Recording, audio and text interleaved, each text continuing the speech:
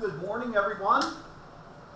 Today, we're going to be working on proportional word problems. This involves a lot of language, so we're only going to do a couple of examples, and then it's going to be, off to the races to try to get you to solve problems on your own. The most important thing I can say to you about proportional word problems is order matters.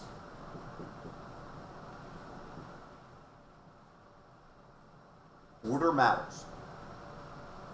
And you'll see what I mean as we move through this first problem.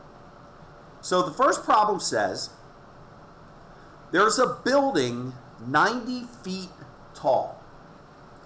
So if we think about this in a picture form, here's our building. Put some windows in it. And we know that the building is 90 feet top to bottom. The building casts a shadow that is 45 feet long. So when the sun sends its rays down to the building, this distance right here, the length of the shadow, is 45 feet long. Okay? At the same time, a 6-foot tall man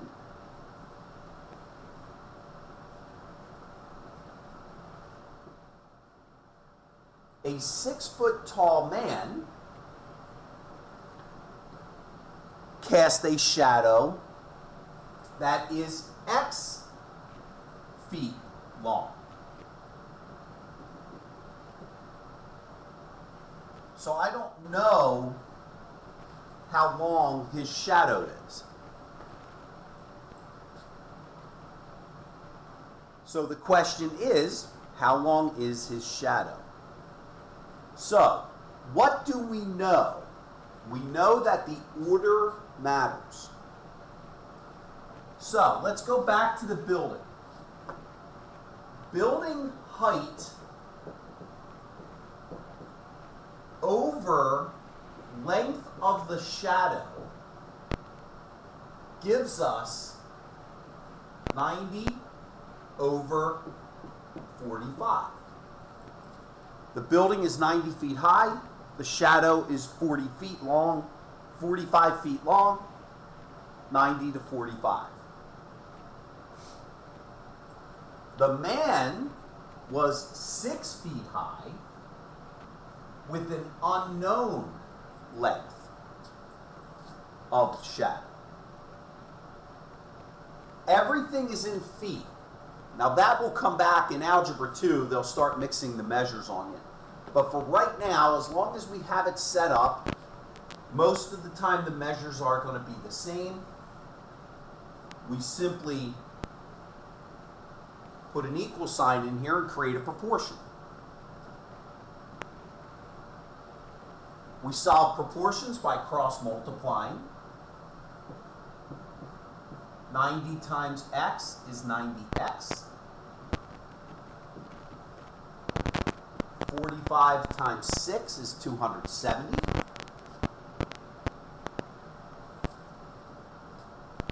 We divide by the coefficient.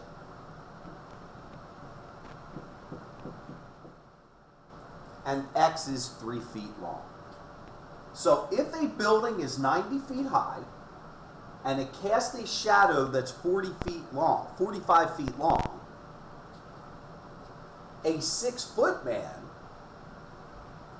in the same geographic area will have a shadow that has a length of 3 feet. Okay? Now there's a lot there. Let's talk about the next thing that we use proportions to some. Many of you have seen models, okay? I'm not talking about runway models, right?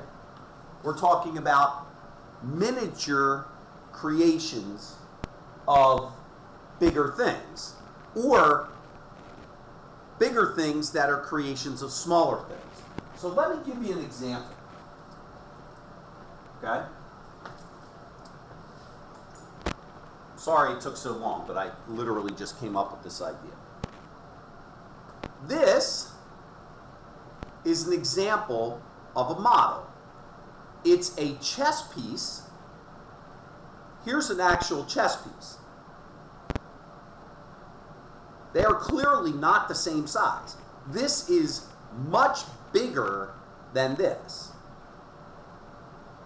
Okay? So, how do we get from this piece right here, this piece, to this? We use a proportion. Let me see if I can give you an example. Let's say we're looking at a map. The distance from point A to point B is actually 11.25 miles. Okay?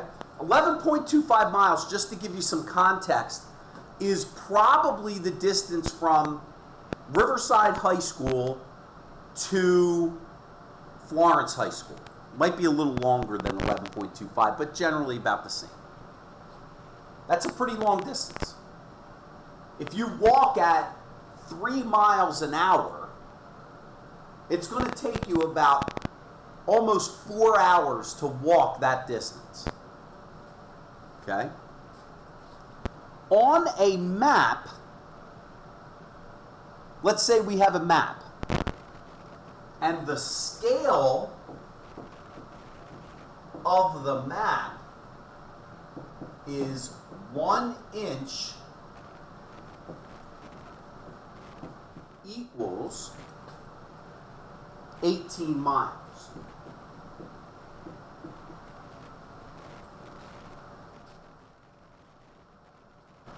Okay? So now we have a relationship. We have a distance between 2 points in real life, and the distance between, and the scale of a map that shows those 2 points.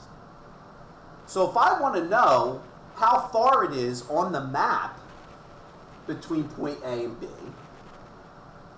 we go 1 inch, 18 miles, equals X inches over 11.25 miles.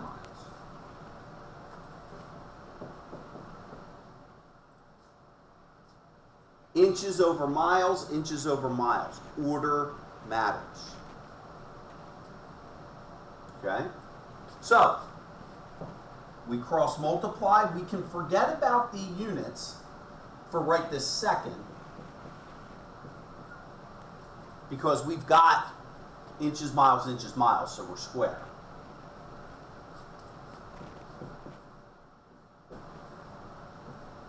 The distance on the map is going to be 11.25 over 18, which is less than an inch. But that should make sense. If 1 inch is 18 miles and we're only going 11.25 miles, we should be less than an inch.